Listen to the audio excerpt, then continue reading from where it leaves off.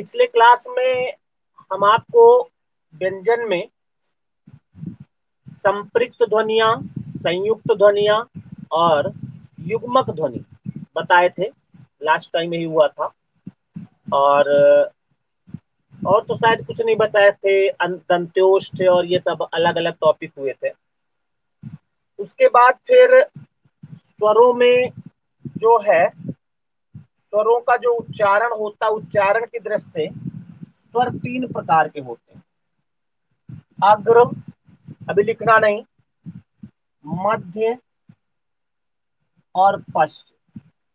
इस स्वरों की हम बात कर रहे हैं। स्वरों का हमने वर्गीकरण आपको पहले करवाया है कि स्वरों में ह्रस्व होते हैं, दीर्घ होते हैं, प्लुत होता है एक स्वर, ऐसा लिखाया है। और आवृत्तिमुखी, वो क्या कहते हैं, वृत्तमुखी और अवृत्तमुखी भी लिखाया है। उसके बाद ये अग्र स्वर, मध्य स्वर और पश्च स्वर ये भी होते हैं। तो इसमें कौन से अग्र स्वर होते हैं, कौन से मध्य स्वर होते हैं और कौन से पश्च स्वर होते हैं, इनको आपको समझना है। देखो, जिनके उच्चारण में जीभ का अगला भाग काम करता है, आगे वाला, उनको अग्र स्वर कहेंगे। और जिनके उच्चारण में जीभ का मध्य भाग यूज प्रयोग में किया जाता है, यानी वो प्रभावित होता है, वो कहलाएगा मध्य स्वर।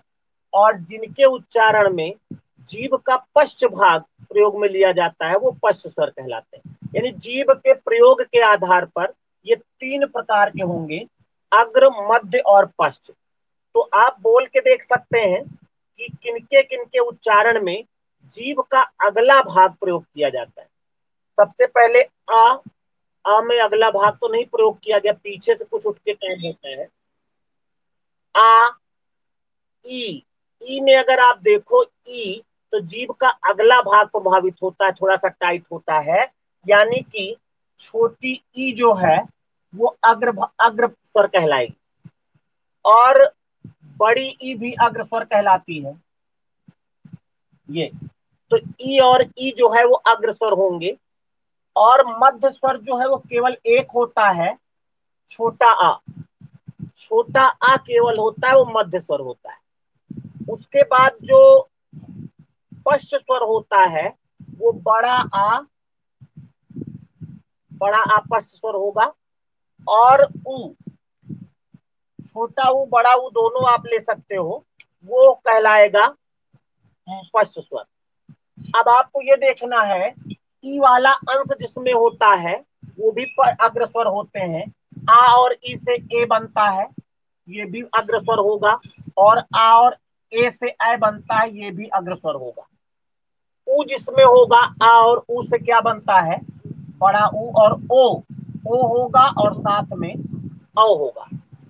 यानी कि ये पांच स्वर जो है पश्च स्वर होंगे, एक मध्य स्वर होगा और एक ये चार जो है अग्र स्वर होंगे।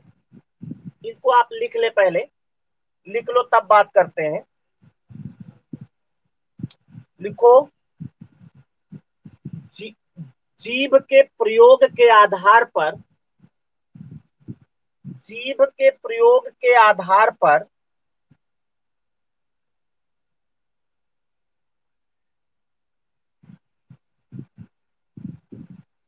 जीभ के प्रयोग के आधार पर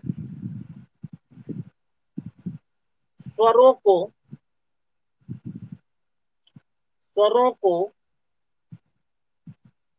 तीन वर्गों में विभाजित किया जा सकता है। तीन वर्गों में, थोड़ा सा नेटवर्क प्रॉब्लम होगी बेटा, जैसे नेटवर्क सही होगा आने लगेगी।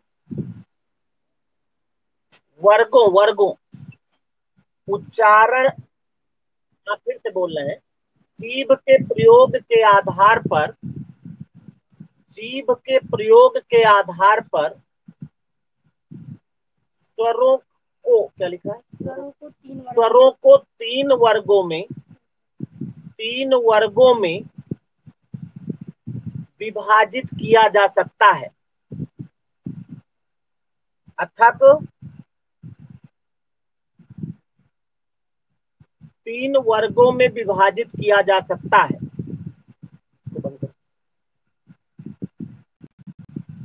अब नंबर 1 डाल के लिखो अग्र स्वर, नीचे लिखो अग्र स्वर।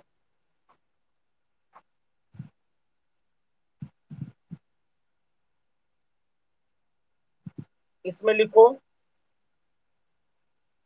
जिन स्वरों के उच्चारण में, जिन स्वरों के उच्चारण में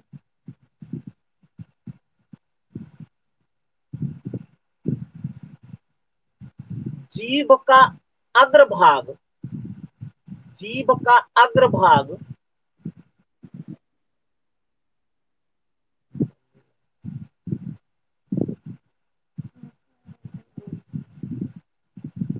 बिल्कुल भी आवाज नहीं आ रही क्या? और लोग बतावें। ठीक है, ठीक है, ठीक है, बंद कर लो। बाकी लोगों क्या नेटवर्क दिक्कत है जहां पर नहीं आ रही है, अब उसमें प्रॉब्लम होगी। बाद में रिकॉर्डिंग देख लीजिएगा बेटा अगर दिक्कत हो तो। जिन स्वरों के उच्चारण में जीभ का अग्रभाग ऊपर उठता है, ऊपर उठता है,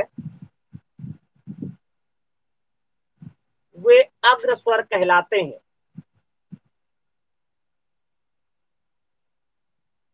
वे अग्र स्वर कहलाते हैं।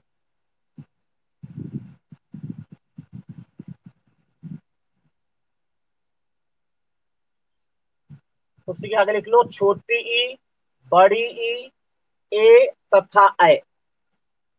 छोटी ई, बड़ी ई, ए तथा ऐ अग्र स्वर होते हैं।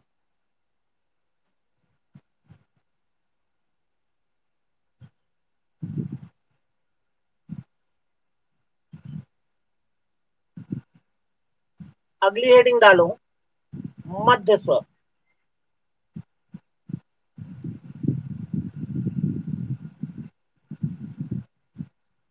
मध्य स्वर लिखो इसमें जिन स्वरों के उच्चारण में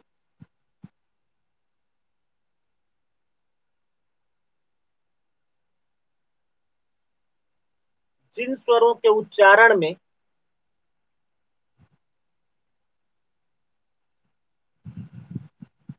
जीभ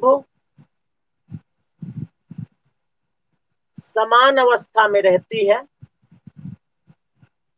जीभ समान अवस्था में रहती है, यानी उसमें कोई फेरबदल कुछ नहीं होता है, कोई अंग प्रभावित नहीं हो। मध्य का प्रभावित का मतलब समान, समान अवस्था में रहती है, उन्हें मध्य स्वर कहते हैं। उन्हें मध्य स्वर कहते हैं।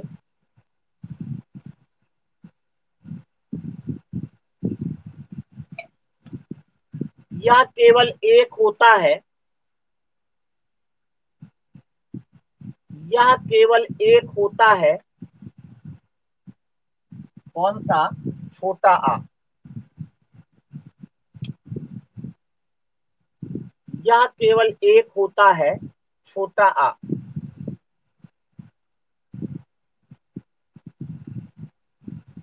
उसके बाद तीसरी हेडिंग डालें पश्च स्वर।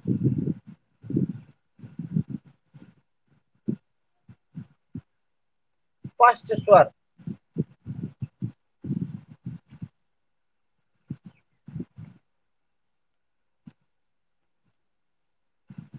इसमें लिखो जिन स्वरों के उच्चारण में, जिन स्वरों के उच्चारण में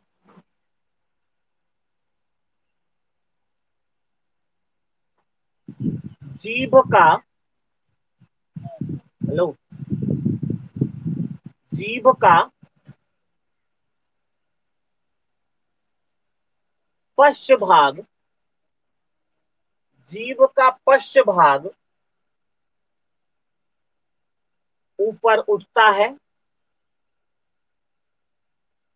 जीभ का पश्च भाग ऊपर उठता है, उन्हें पश्च स्वर कहते हैं। उन्हें पश्च स्वर कहते हैं।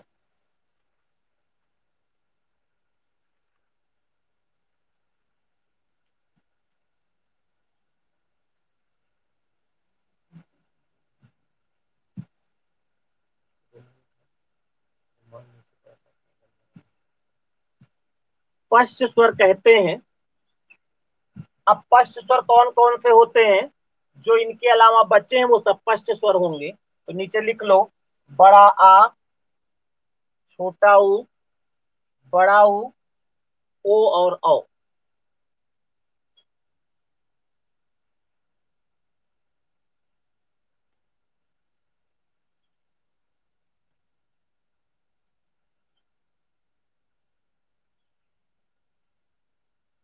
तो इनको आप कैसे याद करेंगे? पहले याद करेंगे कौन से स्वर? अग्र मध्य पश्चिम में पहले कौन सा याद करेंगे? पहले अग्र स्वर याद करेंगे, क्योंकि अग्र स्वर केवल एक होता है ना? वो सॉरी, मध्य स्वर केवल एक होता है अ। पहले मध्य स्वर दिमाग में सेट कर लो। मध्य स्वर केवल एक होता है, छोटा आ, ये। और उसके बाद फिर अग्र स्वर याद कर लो, छोटी ई, बड़ी ई, ए और ऐ। ये हो जाएंगे अग्र स्वर। छोटी ई, बड़ी ई, ए तथा ऐ, ये कौन से हो गए? अग्र स्वर हो गए। और बाकी जितने बचे हैं सब पश्च स्वर हो जाए। शायद दिमाग में सेट हो गया होगा। अब जो परसों के टेस्ट में एक सवाल था, 6 नंबर सवाल था, निम्नलिखित में से अग्र स्वर कौन नहीं है? एक ऑप्शन था छोटा आ, दूसरा था छोटी ई, तीसरा था ए, चौथा था ऐ। तो पूछ रहा था कौन सा अग्र स्वर नहीं है। इसका मतलब 3 अग्रस्वर होंगे और एक नहीं होगा। तो देखा जाए तो अग्रस्वर ये है, ये भी है और ये भी है। तो ये वाला जो अग्रस्वर नहीं है, क्यों नहीं है? क्योंकि ये मध्य स्वर होता है। समझ में आ गई बात? तो इस तरह कोई भी सवाल होगा, अब हमें उम्मीद है कि आप कर लेंगे। किसी को कुछ पूछना है?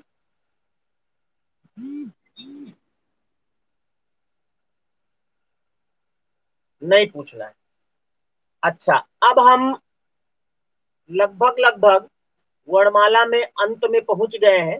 केवल एक टॉपिक और आपको बता दें, उसके बाद फिर चैप्टर समाप्त हो जाएगा।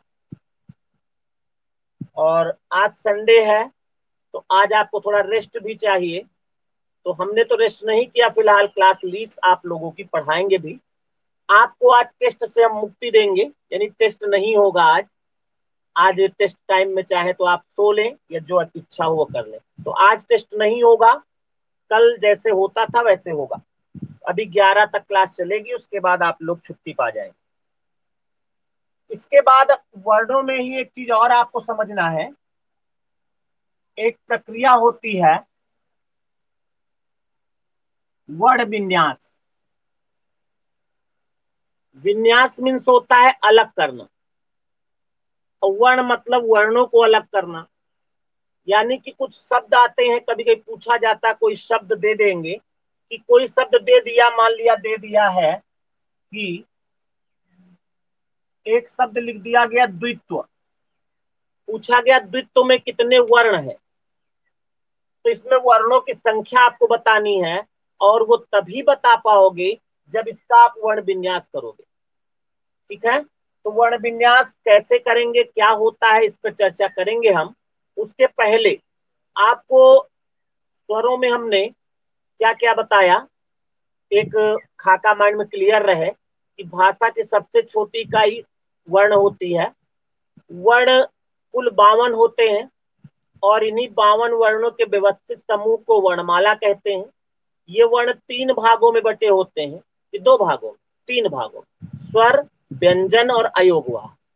उसके बाद स्वरों की बात हुई, स्वर 11 होते हैं, उसमें ह्रस्व होते हैं। मूल स्वर 3 होते हैं, ह्रस्व स्वर 4 होते हैं, दीर्घ स्वर 3 होते हैं, संयुक्त स्वर 4 होते हैं, ए ऐ ओ। उसके बाद फिर ओठ के प्रयोग के आधार पर लिखाए थे कि नहीं, वृत्तमुखी, अवृत्तमुखी ना, यानी कि जिनमें होठ वृत्त की तरह बन जाए वो वृत्तमुखी, जिनमें ना बने वो अवृत्तमुखी। उसके बाद जीभ के प्रयोग के आधार पर हमने बताया अभी अभी कि अग्र, मध्य और पश्च। मध्य स्वर इसमें केवल छोटा आ होगा, और अग्र स्वर वो होगा जिसमें ई और ए ऐ होंगे, और बाकी जो बच्चे हैं वो पश्च स्वर होंगे। व्यंजनों में हमने आपको बताया कि कुल व्यंजन 33 होते हैं, और व्यंजन जो होते हैं वो स्वरों की सहायता से बोले जाते हैं, और वर्ण स्वर जो है स्वतंत्र रूप से बोले जाते हैं। तो व्यंजन 33 होते हैं, और इनमें 33 जो का से लेकर हा तक होते हैं।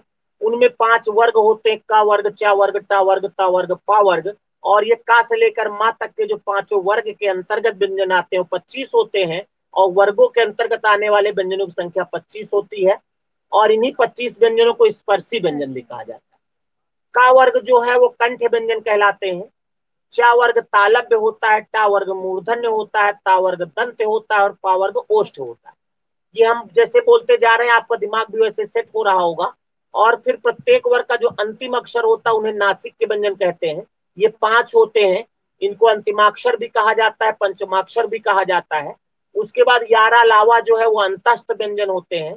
उनमें से या जो है अर्धस्वर भी कहलाता है, वा भी अर्धस्वर कहलाता है, या जो है वायवी भी कहलाता है, वा भी वायवी कहलाता, हा भी वायवी कहलाता है।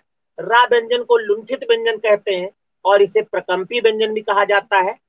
या ला व्यंजन को पार्श्विक व्यंजन कहा जाता है। तीनों सा जो होते हैं वो संघर्षी व्यंजन होते हैं। इन्हें उष्मीय व्यंजन भी कहा जाता है, और ये उष्मीय व्यंजन में हा भी आ जाता है।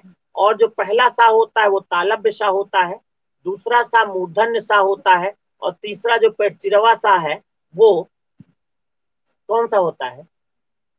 पहला तालव्य हो गया, तीसरा, अच्छा तीसरा मूर्धन वो पेटचिरवा नहीं होता है, तीसरा दंती होता है, पेटचिरवा मूर्धन्य होता है। तो इस तरह से व्यंजन भी हमने बताए कि संयुक्त व्यंजन 4 बताए थे, श्रा, छात्रा और ज्ञा। इनमें क्या क्या मिला होता है ये आपको समझ में आना चाहिए। उसके बाद युग्मक ध्वनि, संपृक्त ध्वनि और संयुक्त ध्वनि हो चुकी है कल।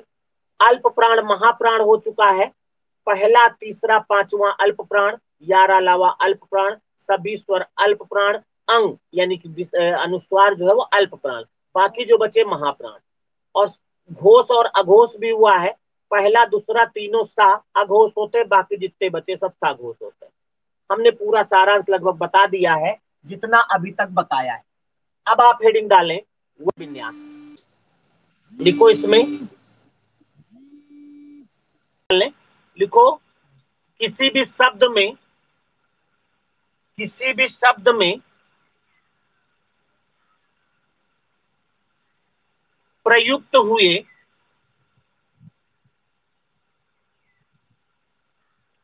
वर्णों को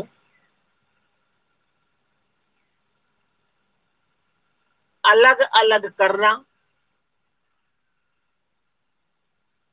अलग अलग करना वर्ण विन्यास कहलाता है।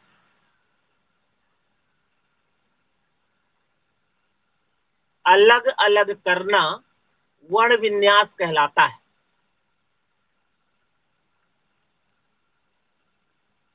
कोई भी शब्द आएगा उसमें जितने भी वर्ण, वर्ण का मतलब क्या समझते हो?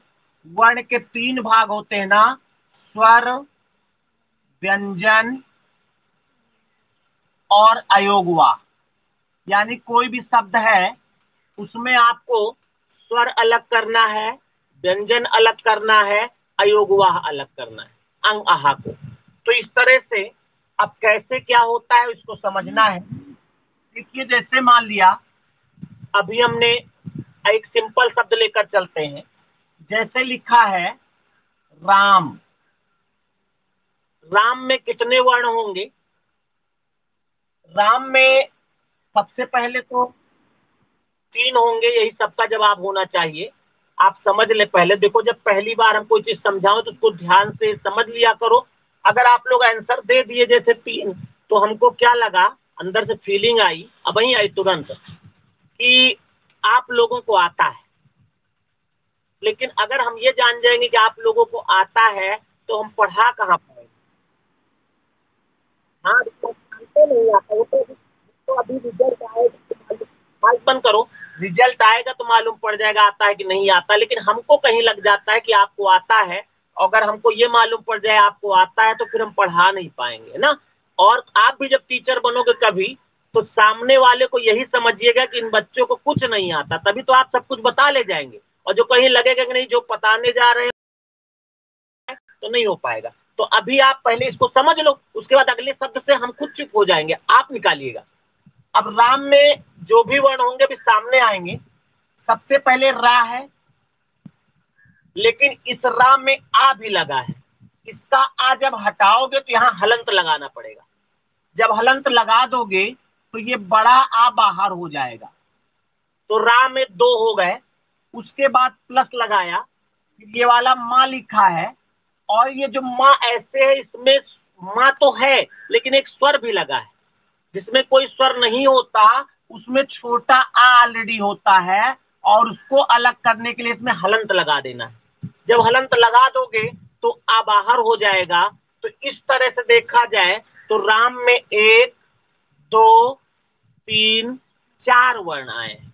कितने आए हैं? 4 वर्ण। और देखने में तो 2 ही लग रहे हैं, कुछ लोगों को 3 दिख गए थे, बड़ा वाला आ। तो आपको ऐसे नहीं करना है, आपको ऐसे अलग अलग करना है, स्वरों को अलग, व्यंजनों को अलग। बात समझ में आ गई? तो यही से शुरुआत करते हैं, जैसे नीचे राम लिख के इसको अलग अलग कर लो।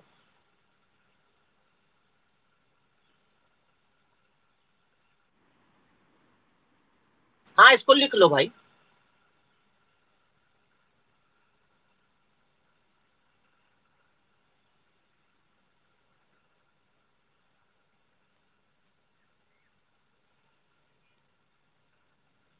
वर्ण विन्यास करते समय हलंत का जरूर ध्यान दीजिएगा।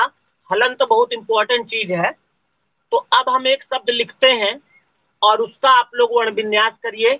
वर्ण विन्यास करने के बाद वर्णों की संख्या जब पूछे तब बताइएगा, ना पूछे तो मत बताइए। एक शब्द लिखा है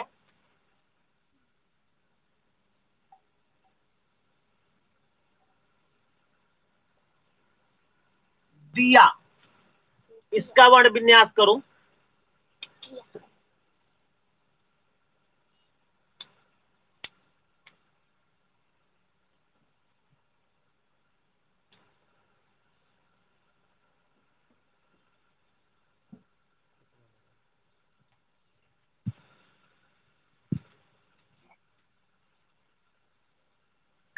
कर लिया होगा। वर्णों की संख्या तो सभी लोग निकाल लिए होंगे। वर्णों की संख्या तो 4 ही आई होगी, है ना?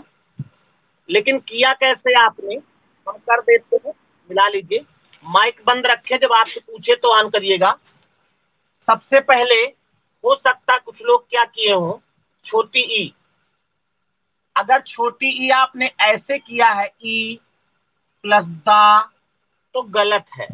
आपको पहले दा लिखना है, क्योंकि ये मात्रा दा में लगी है तो दा के बाद होगी। इसमें हलंत लगाएंगे, यहाँ पर ई लिखेंगे, उसके बाद या लिखेंगे, या में हलंत लगाएंगे और बड़ा आ लिख देंगे। इस तरह से दिया का वर्ण विन्यास होगा। और वर्ण हो गए कितने? 4।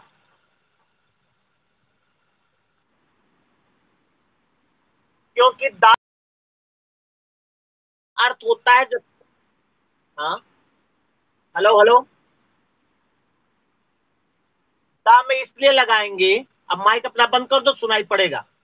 दा में हलंत इसलिए लगाएंगे क्योंकि हलंत का मतलब होता है उसका स्वर हटा देना। तो दा का स्वर हम निकाल लिए ना, देखो छोटी ई की मात्रा थी तो निकाल लिए, तो हलंत हटाएंगे तब जब किसी का, जैसे मान लीजिए का लिखा है, अब इसका अगर स्वर हटाएंगे तो हलंत का मतलब ही होता है उसका स्वर निकाल देना। तो जब स्वर निकाल दिए तो स्वर बाहर हो जाएगा। इसी तरह जैसे दी लिखा है, तो दी में दा में मात्रा लगी है ना, दा में किसकी, छोटी ई की मात्रा लगी थी, तो इसको हमको हटाना है तो हलंत लगा के छोटी ई लिख दिए, हो गया।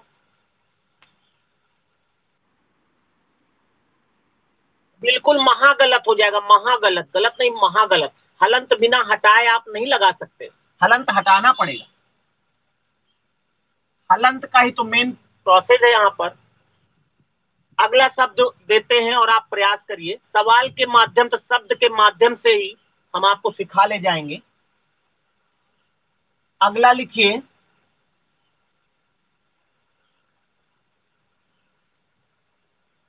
प्रथम।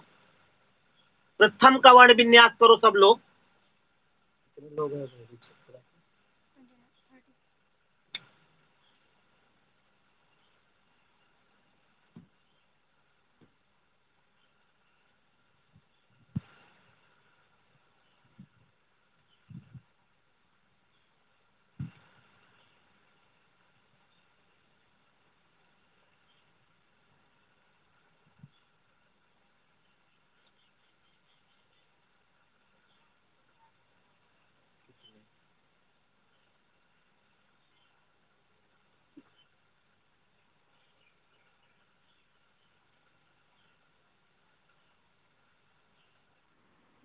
हो गया, कितने आए?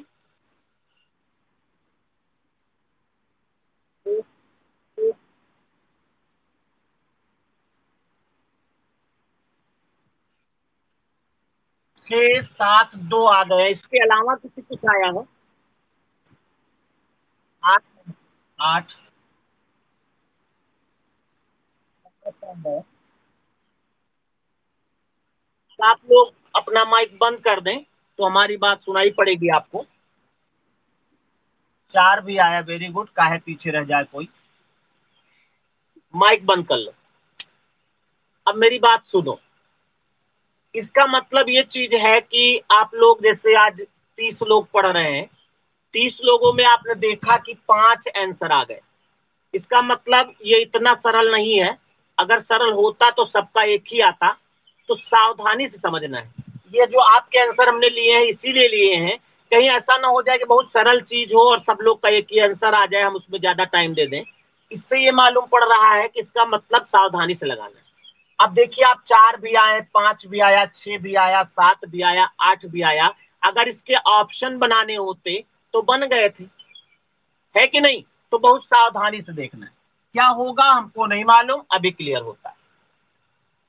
सबसे पहले ये जो प्रा है, ये क्या है? हमने आपको रा लगाना बताया था। ये प्रा कुछ नहीं है, पा में ये आधा पा है और इसमें रा लगा है, ये प्रा है। ठीक।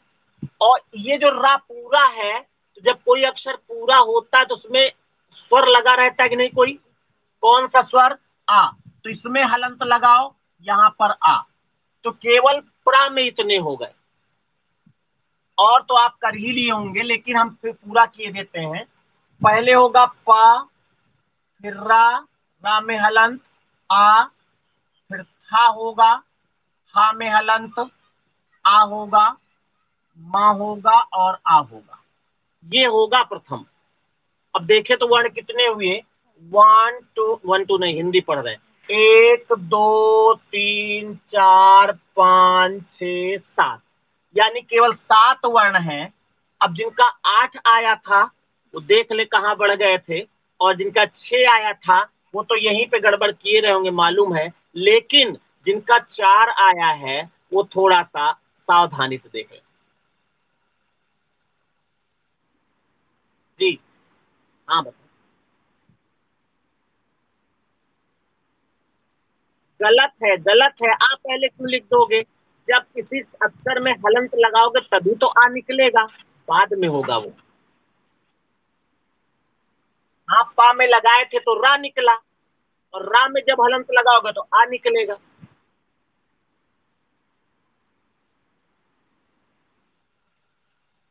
किसी भी व्यक्ति को पहले ब्याज आप दे आओ, फिर मूलधन नहीं। किसी से ब्याज, थोड़े बैंक वाले पहले ब्याज थोड़े जोड़ देते, पहले मूलधन देते हैं आपको, तब ब्याज होता है ना। तो पहले मूल लिखो, जो मूल हो पहले उसको लिखो और उसका स्वर बाद में हटाओ।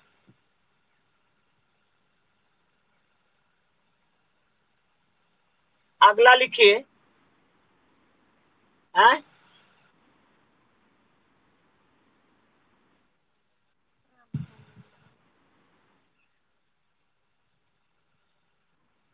ये क्या है? बोलो क्या है?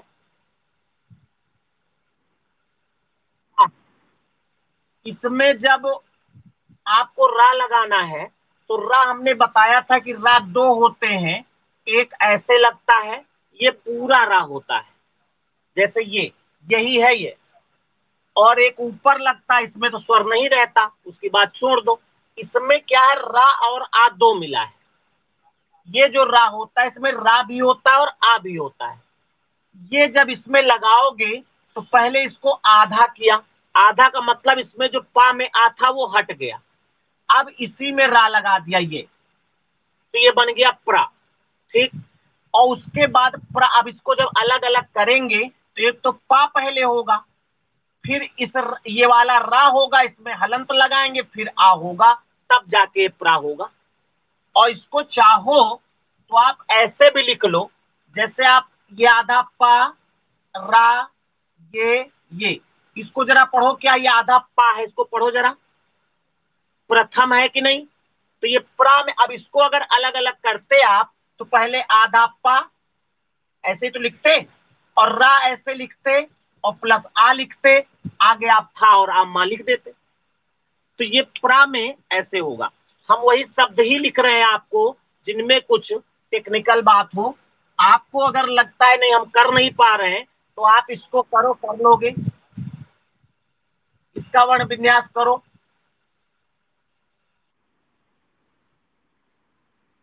अरे अभी बोलेंगे बउआ, पहले थोड़ा मनोबल तो बढ़ जाए।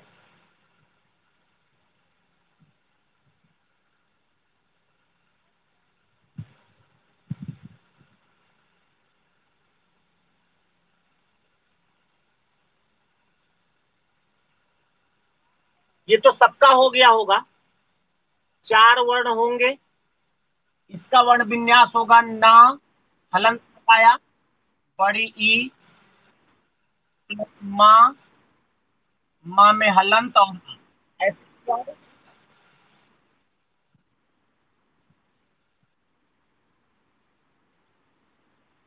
क्योंकि माँ में किसी भी अक्षर में कोई स्वर नहीं रहता, तो उसमें छोटा आ रहता है, और छोटा आ निकालने के लिए हलंत लगाते हैं। दिखाई नहीं दे रहा है? दिख रहा है? आप सब लोग जब माइक माइक जब सब लोग माइक ऑन कर देते हो, तो फिर कुछ नहीं सुना दिखाई सुनाई दे, क्योंकि ऐप पर लोड पड़ जाता है। आप जैसे दिखाई न दिया करे, सुनाई न दिया करे, तो माइक अपना बंद कर दिया करो, थोड़ी देर बाद दिखाई देने लगेगा। तो माँ में हलंत इसलिए लगा। हलंत का मतलब क्या होता है, पहले ये समझ लो। हलंत का मतलब होता है जिसमें भी ये लगेगा, उसमें जो स्वर है उसको हटा देता है। तो कोई भी अक्षर है, जैसे ये माँ है, इसमें जब हलंत नहीं लगा तो इसमें स्वर लगा है भाई। और छोटे आ की मात्रा क्या होती है, अच्छा बताओ भाई? बड़े आ की मात्रा तो ये होती है, दिखाई पड़ती है। छोटी ई की मात्रा ये होती है, दिखाई पड़ती है। बड़ी ई की मात्रा ये होती है, दिखाई पड़ती है। लेकिन छोटे आ की मात्रा क्या होती है? होती तो है ना, यानी इसमें वो लगती है, दिखाई नहीं पड़ती। तो जब उसको हटाएंगे हलंत लगा के, तो उसको अलग तभी तो लिखेंगे। कुछ बात समझ में आई?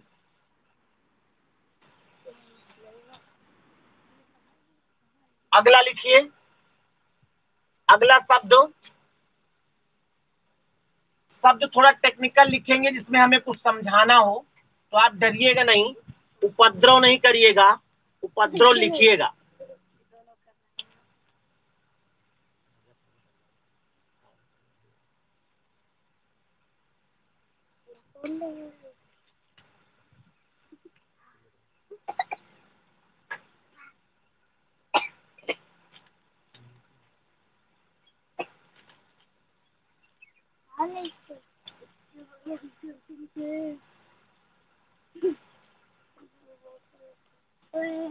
जाइए।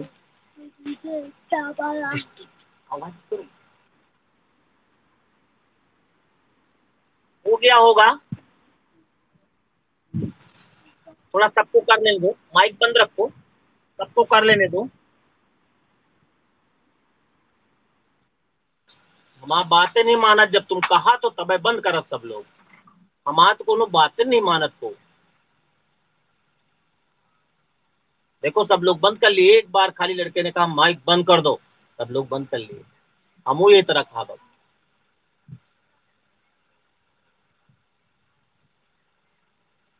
हो गया होगा। उपद्रव में कितने वर्ण आए भाई, बताओ जरा।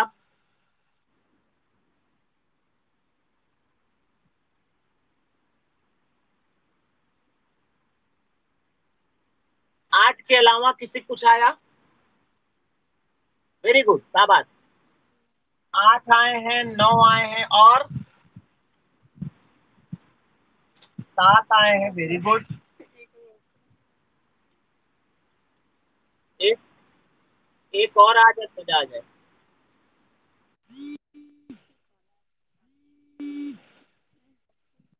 नहीं, हेलो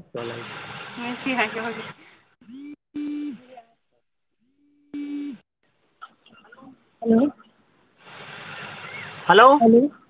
हाँ नमस्ते सर। अरे बेटा पढ़ा रहे हैं, अभी हम बाद में बात कर रहे हैं। ठीक है ठीक। सब जानती हैं तब भी नमस्ते सर नमस्ते सर। चलो ध्यान दो, 7 होंगे कि 8 होंगे कि 9 होंगे कि 6 होंगे कि 10 होंगे। अब आप लोग माइक बंद कर लें। देखो उपद्रव में सबसे पहले ऊ होगा। ऊ तो स्वर है ही है, एक वर्ण अलग है ही है, इसमें से कुछ करना नहीं है, स्वर तो अलग है ही है ऊ केवल। फिर उसके बाद पा जो है वो व्यंजन है। हमने कहा क्या, स्वर और व्यंजन अलग अलग करना है। तो पा तो व्यंजन है इसमें, लेकिन एक स्वर भी मिला है।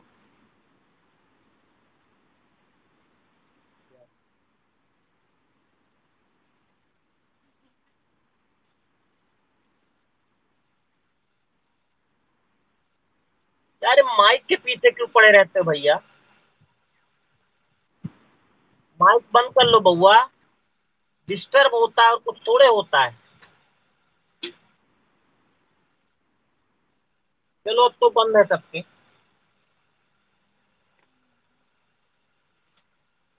सही है, तू पहले है।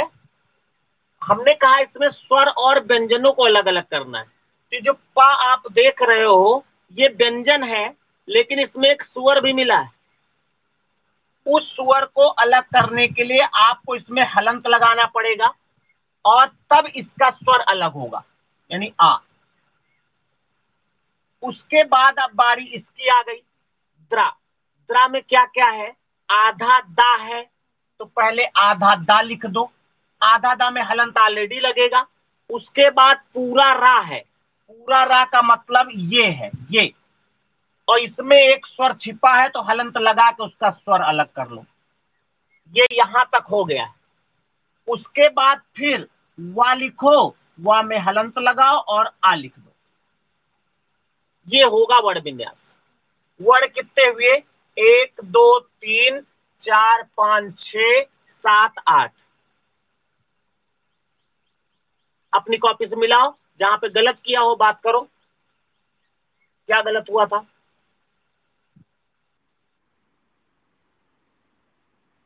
अरे यार स्वर तो ऑलरेडी को है, आ कोई वहां वो है क्या कि आ लगना एक प्रथा हो गई। तो ऑलरेडी स्वर तो आ ही होता है ना, हम केवल स्वर अलग करने के लिए करें बेटा। आज जरूरी थोड़ा सब में लग जाए, जिसमें जो मात्रा लगेगी वो लगना है ना, और ऊ से कौन सा आ हटा दोगे बेटा,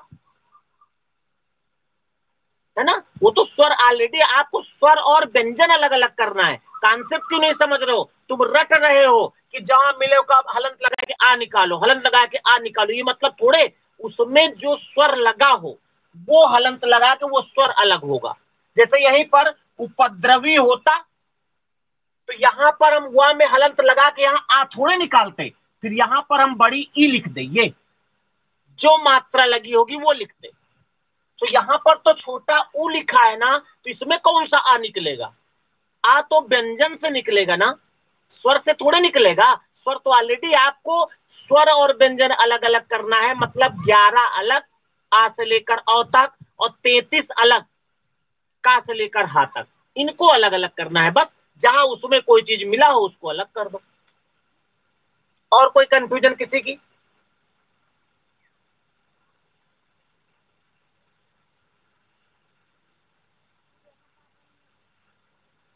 मिटा दे इसको।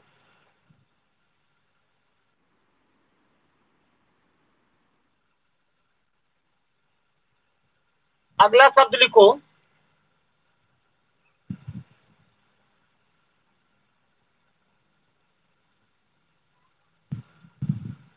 समिति।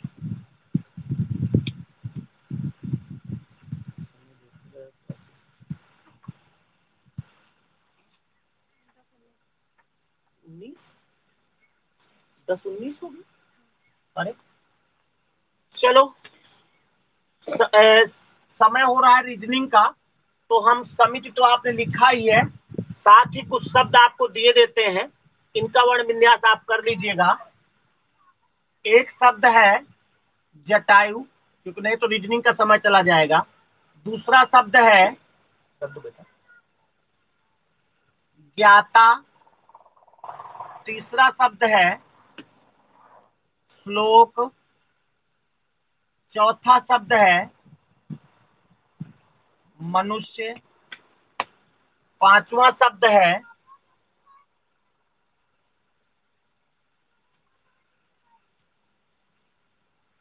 राजकीय। आपको इनका वर्ण विन्यास करके और वर्ण कितने हैं ये हमें इसी ऐप पर मैसेज करके बताना है। मैसेज इसमें चैट होता है ना, तो आप अपना आंसर मैसेज करके बताइएगा किस शब्द में कितना है। नोट कर लो, नोट कर लो इनको। और इस तरह से वर्ण विन्यास ये चैप्टर भी समाप्त हुआ है। अब आपको कल हम वर्ण विन्यास के सवाल बताएंगे, साथ ही कुछ शब्द और कराएंगे, अभी हमें और भी कराने हैं कुछ शब्द। उसके बाद आप चाहो तो वर्णमाला के जो भी आपके पास बुक हुई हिंदी की उसके शब्द कर लो ऑब्जेक्टिव। और कान किया किसी ने?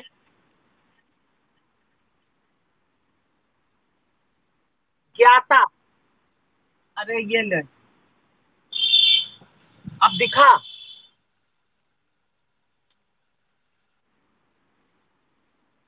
नहीं दिख रहा क्या? दिख रहा है।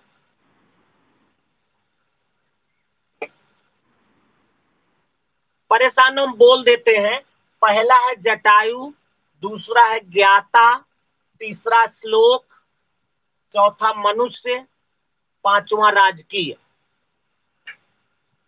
इनका वर्ण विन्यास आप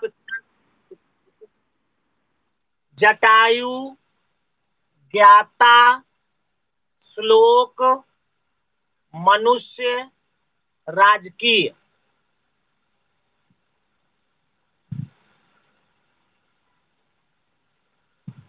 आप लोग जब कोई चीज पूछते हो तो जब पूछ लेते हो माइक ऑन करके, तो जब तक आप माइक बंद नहीं करोगे मेरी आवाज आप तक नहीं सुनाई पड़ेगी, तुरंत बंद कर दिया करो उसको।